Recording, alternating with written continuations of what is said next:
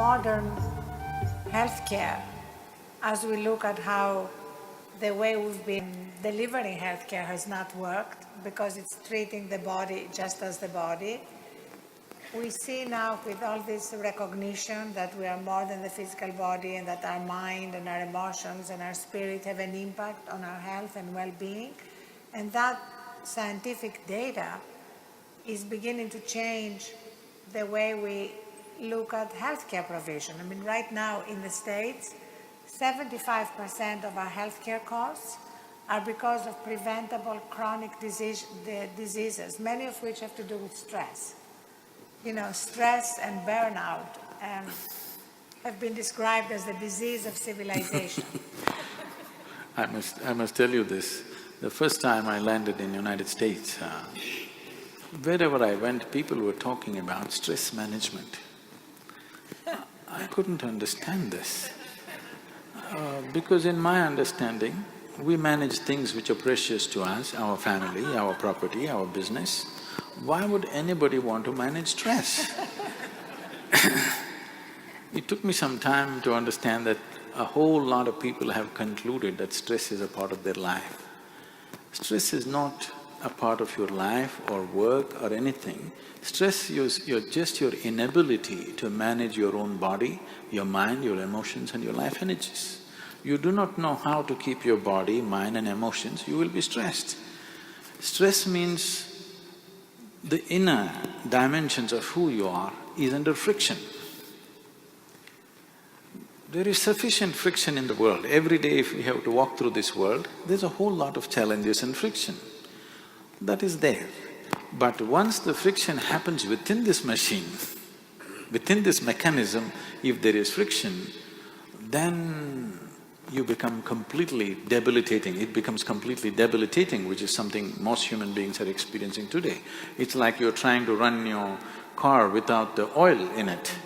In 10 minutes, everything is stressful, everything makes ugly noises within. Right now, people are going through this and it's causing a whole lot of psychosomatic diseases that people are suffering. I would say 70% of the ailments that human beings are suffering are self-created. About 30% happen to you from outside because of other organisms and infections and various other things.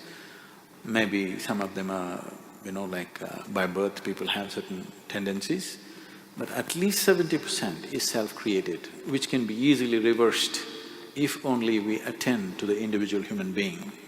And I can prove this with hundreds and thousands of cases who have walked out of ailments, not treated, walked out of it, simply because a certain level of stress-free existence came.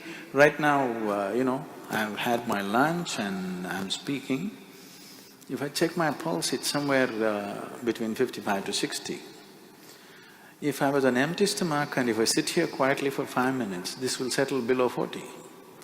So there is no question of stress in this one.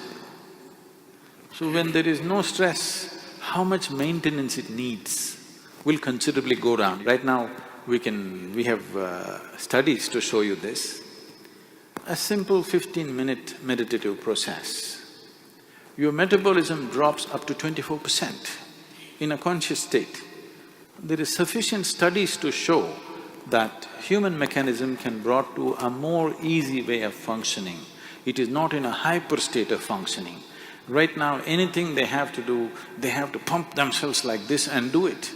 No, you can propel yourself very gently. You can propel yourself, when I say gently, not necessarily behind somebody, not necessarily at a lower level of performance. Human mechanism can be made to function at different levels.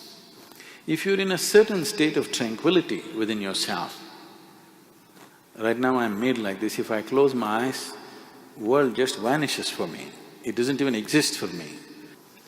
So, how you keep the system is important. Now we're talking about this being a World Peace Day. If peace has to happen, human being should know it within himself. Whatever we are seeing as human societies is just a manifestation of what's happening in individual minds. When individual minds are in such a turmoil, how do you bring peace to the world? It's going to be just empty talk.